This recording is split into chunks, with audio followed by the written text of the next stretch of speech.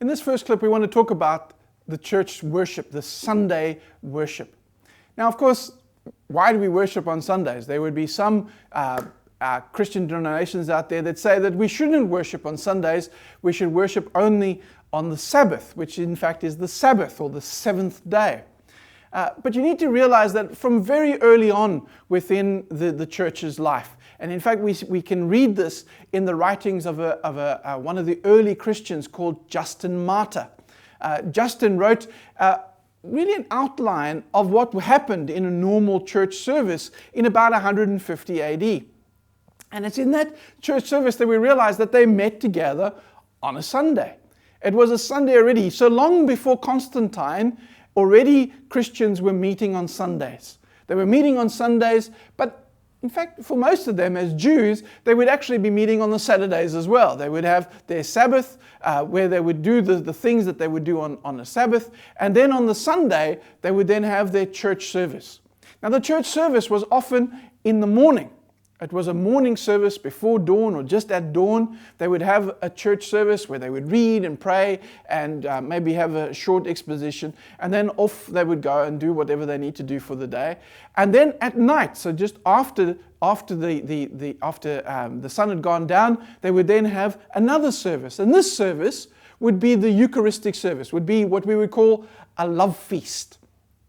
In fact, that's what we understand from 1 Corinthians, is that they weren't having just a little piece of bread and a thimble of grape juice, but rather they would have a feast. They would come together to have a meal, a communal meal. And it's at that meal that they would go through the actions of Jesus, where they would break the bread and give it to each of those people present. And then after dinner, they would take a cup and share that cup as part of the framework of the sacrament of communion, of Eucharist. And that's the concept that would happen on the Sundays. And so Sunday became such an important day, even though, of course, it's named Sunday, so sun, as in connection with the image for the top dog, the top god of the Roman Empire, which was, of course, Jupiter. The Greek Empire was Zeus, and their images was that of the sun. Obviously a hugely influential concept within humanity and the process of human development. And so the sun becomes an important day. And so Sunday was seen to be the first day of the week. The first day of the week. And as you remember from the Gospels, they tell us that Jesus rose on the first day of the week.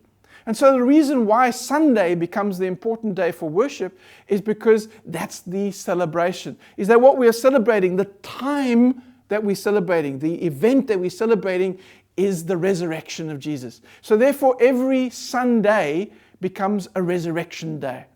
And in that way our services and our time of worship together is also a time of celebration. It's a time in which we come together to remind ourselves of Jesus, of His resurrection, that this is the first day.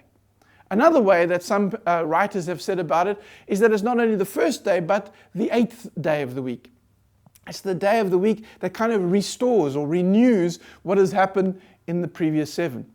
And so in some ways it takes that dual role. It's got a paradoxical concept of being both the first day of the week and the 8th day of the week. The day when in fact we're going to restore that which we've done in the previous time. And God's going to restore it through the person of Jesus Christ. So when we look at Sunday, let's not get caught up about which day we should be. Is it Sunday or Saturday? It's not about Sunday or Saturday. It's about the concept of the event, of that weekly cycle of connection with God, of each week to celebrate that the resurrection has taken place. And because the resurrection has taken place, we can celebrate in joy and the acknowledgement of God. It's one of the reasons why in the early church the Eucharist was done on a weekly basis, because sharing communion together was a visible sign of that belief, of that understanding, of that celebration of Jesus rising from the dead. The resurrection has taken place, and that's why as we eat and we drink, we remember what happened. We remember that He died. We remember that He rose again. We remember that He's here with us now to continue the process of life.